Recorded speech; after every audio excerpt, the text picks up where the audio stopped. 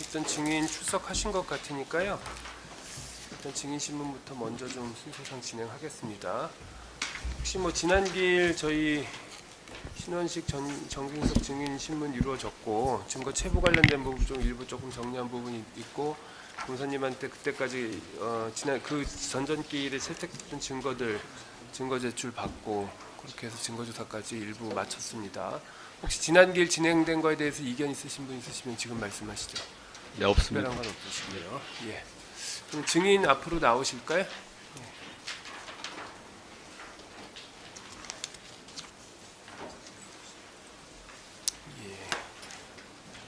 그리고 저희 재판은 뭐 관련법에 따라서 지금 중계를 위해서 녹화하고 있고요. 전체적으로 녹음 녹취도 하고 있고 증인도 증인 신문 그 과정에서 있는 부분 저희가 전반적으로 녹화를 하고는 있는데 뭐 증인에 대해서 얼굴을 클로즈업하거나 이렇게 하지는 않고요. 법원 전경 형태로 지금 중계를 하고 있으니까 그 부분 참고하셔서 증언하시면 될 것 같고 오늘 증언하실 내용 중에 본인이나 본인 가족의 형사 책임과 관련된 부분 또는 본인 직무상 비밀과 관련된 부분 있으신가요? 그렇지는 않으신가요? 예. 그럼 이제 선서하고 증언하셔야 될 것 같고 선서하시기에 앞서서 제가 출생 연도만 한번 여쭤볼게요. 예.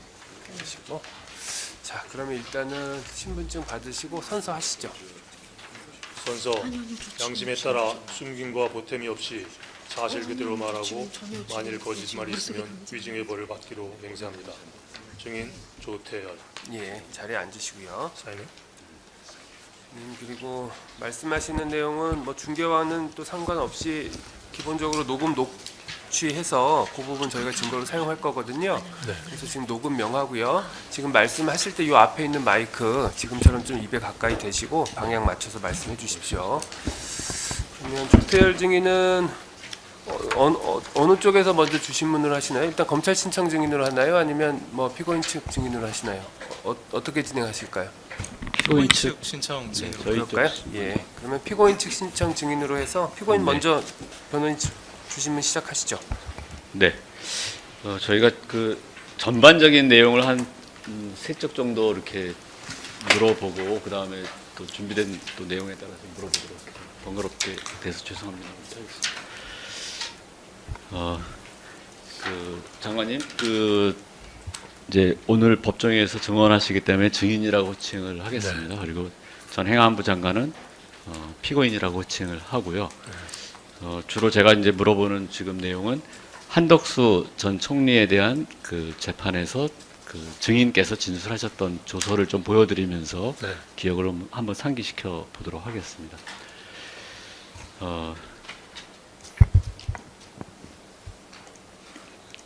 우선 증인은 그 수사기관 조사를 받으시면서 증인의 기억대로 이제 진술을 하셨는데 나중에 이렇게 그 CCTV와 이렇게 비교하여 보니까 증인의 기억이 굉장히 틀린 부분이 많이 나오는 것을 보고 좀 이렇게 당혹스럽거나 뭐 놀라기도 하셨던 것은 맞으시죠? 네. 그러면 수사기관에서 처음 진술을 하셨던 그 시기를 그 계엄 선포일과 이렇게 그 대비해서 대략 며칠 후에 조사를 처음 받으셨었나요? 정확한 날짜는 기억은 안 나지만 한 10여일이 지난 것 같습니다. 12월 달에 12월 뭐 18일인가 19일. 네. 12월 18일 경에 곧 처음 받으셨군요. 네. 증인께서는 그 비상계엄 선포 당일 저녁에 선포 계획을 듣고 국무위원으로서의 책임감에 거의 멘붕 내지 패닉 상태에 빠지셨다고 그렇게 진술하셨는데 맞으시죠? 네, 그렇습니다. 그리고 대통령을 적극적으로 만류했지만 대통령의 의지가 너무 강해서 계엄 선포를 막지 못한 것에 큰 자괴감도 느꼈다. 뭐 이런 뭐 이야기하셨던 걸 기억나시죠? 사항입니다. 증인은 한덕수 전 총리에 대한 그 재판 절차에서도 증인으로 나오셔서 이러한 멘붕 상태였기에 당시 기억이 온전하지 못하고 굉장히 낯선 장면이 많았는데, 그러니까 CCTV를 보니까 굉장히 낯선 장면이 많았다. 평상시에 온전한 상황에서 일어난 일이라고 보면은 이해되지 않을 것이다. 그런 상황에 있어 보지 않았던 사람이 정상적인 인간의 행동에 대한 기대치를 가지고 질문을 하고 판단을 한다는 것은 상당한 무리라고 생각한다. 이런 요지로 증언하셨던 것은 기억나시나요? 네. 여기 증인에 대한 증인 신문 조서 부분인데 그러한 내용으로 진술을 하셨던 것 같습니다. 증인은 수사기관 진술 시에 CCTV를 보기 전에 기억하는 내용이 그러니까 CCTV 또는 다른 국무위원들의 이야기를 종합해서 보니까 내 기억이 틀렸다라고 하는 것들을 제가 몇 가지를 한번 말씀드려 보겠습니다. 네. 네. 첫 번째는 대통령 집무실에서 이제 건네받은 문건을 소지하고 나오셨는데도 네. 들고 나오지 않았다고 잘못 기억하고 진술하신 적이 있으시죠? 아닙니다. 집무실에 놨는지 접견실에서 놓고 왔는지 그게 분명치 않다고 제가 검찰에서 얘기를 하신 건가요? 진술했습니다. 네.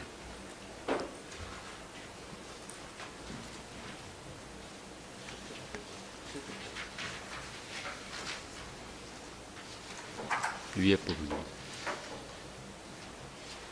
제가 이제 조서를 볼 때는 그 집무실에서 나올 때의 영상인데 당시 피고인의 문건에 손을 들고 있는 장면, 그러니까 한덕수 총리의 손에 들고 있는 문건에 대해서는 기억을 못했다고 하시면서 당시 증인도 문건을 들고 있는데 증인이 받았다는 그 외교부 장관 그 문건인가요? 했더니 저는 그것도 집무실에 두고 나온 것으로 생각을 했다. 아, 내가 들고 나왔구나. CCTV를 보니까 이렇게 이해했다. 네. 그렇게 하신 거죠. 그 전까지는 확실치는 않지만 아마도 집무실에다 두고 왔을 거라고 생각을 했는데 생각했는데, CCTV를 보니까 제가 접견실에다 두고 나왔더라고요. 네. 그 다음 14쪽, 15쪽 좀 부분인데요. 아니, 8쪽입니다. 증인이 대접견실에서 이 관련 문건을 상당한 시간 동안 이렇게 한 장씩 넘겨보면서 읽었던 부분이 있었는데 그것도 기억을 하지는 못하셨죠. CCTV 보고서 알았습니다. 네, CCTV를 보고서 하셨던 거죠. 심지어 대통령이 비상계엄 선포 전에 국무위원들이 모여 성원이 되자 이제 자리에 앉아서 상당한 시간 이야기를 하고서 이제 브리핑룸으로 가셨는데 그 부분에 대한 것도 대통령이 자리에 앉지 않고 그냥 서서 왔다 갔다 하신 몇 장면만 기억이 난다.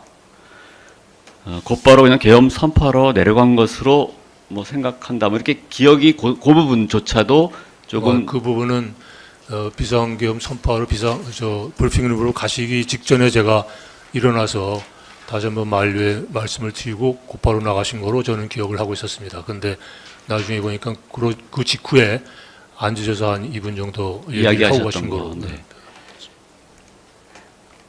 그러니까 이게 이제 지금 피고인 측에서는 국무회의라고 이제 이야기를 하고 있는데 여간 그 국무회의로서의 실체적인 뭐 요건을 갖췄냐 이것은 이제 차치하고 여간 대통령이 마지막에 나가시기 전에 자리에 앉으셔서 이야기했던 그 부분도 증인께서는 CCTV를 보기 전까지는 기억을 잘 못하시는 게 맞죠. 전 하여간 그게 먼저인지 뭐 하여간 나와서 서서 이렇게 브리핑룸으로 가시겠다고 하면서 제가 한 말씀 드리고 그리고 나가신 거로 저는 기억을 네, 했습니다. 그러니까 뭐 선후를 기억 못하신 게 아니라 그냥 서서 이렇게 얘기하시다가 나가신 것만 네, 기억하셨죠. 또 당시 이제 전반적인 상황 관련해서도 대통령님이 저렇게 완강하신데 이걸 어떻게 막나 그런 생각으로 다른 사람의 대화나 움직임에 끼어들거나 살펴볼 겨를이 없었고 그냥 멘붕 내지 좌절감으로 시간을 보냈기에 다른 사람 언행을 지켜볼 여유도 없었다. 이렇게 그 진술하셨던 것은 기억나시나요? 네.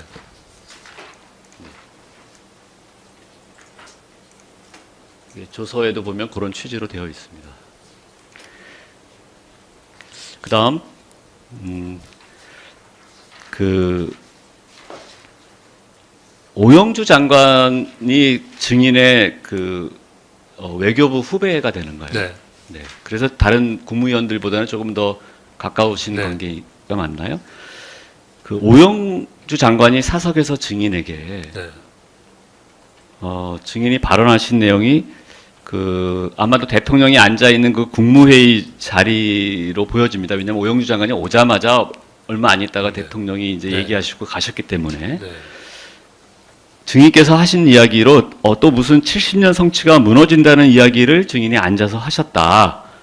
이런 이야기를 오영주 장관으로부터 들은 적이 있으시죠? 사석에서 들었습니다. 네, 그렇죠. 근데 이 부분도 증인께서는 지금 저는 집무실에서는 분명히 그 말씀을 드렸는데 네, 접견실에서 한 기억은 없는데 네, 그런 얘기를 들어서 그것조차 제 기억에 틀린 부분인가 하는 의심을 했었습니다. 네. 그러니까 오영주 장관이 뭐 이런 부분에 대해서 뭐 이렇게 뭐 이해관계 없이 다른 허위로 이야기할 거라고 생각은 안 하시는 거죠. 그렇게 뭐 네. 일부러 그런 얘기할 일은 없겠죠. 그 다음에 대통령이 계엄 선포를 하고 난 이후에 대접견실에서 국무위원들에게 돌아가면서 당부의 이야기를 했던 부분이 있는데 대통령이 대접견실에 다시 돌아와서 앉아서 각 국무위원들에게 이야기를 쭉 당부의 이야기를 하셨다고 하는데 그 장면도 증인은 사실은 정확 기억을 못 하셨고 그렇게 얘기했습니다. 네, 복도에서 있다가 그냥 뭐 들어가신 걸로만 네. 기억을 하셨었죠. 또 장면을 CCTV를 보면은 몇몇 국무위원들과는 악수도 하고 인사까지 하고 이제 그 대접견실에서 집무실로 이제 들어갔는데 이런 부분들이 사실은 증인의 기억과는 CCTV가 전혀 다른 것을 보고서 지금 그런 내용을 한덕수 전 총리 재판 절차에서 증언을 다 하셨었죠. 네.